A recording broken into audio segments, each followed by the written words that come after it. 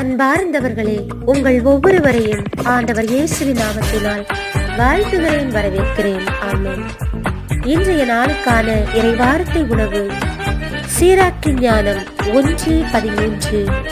ஆண்டவரிடம் அச்சம் கொள்வோரது முடிவு நலமே அமையும், அவர்கள் இறக்கும் நாளில் ஆசி பெறுவார்கள்.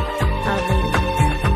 இயேசுவில் பிரியமானவர்களே, இன்றைக்கான இறைவார்த்தையின் மூலம் ஆண்டவர் நமக்கு தருகின்ற நல்வாக்காக, ஆண்டவரிடம் எவரெல்லாம் அச்சம் கொள்கிறவர்களாக இருக்கின்றார்களோ அவர்களது முடிவானது நலமே அமையும் என்று கற்றுத் தருகின்றார்.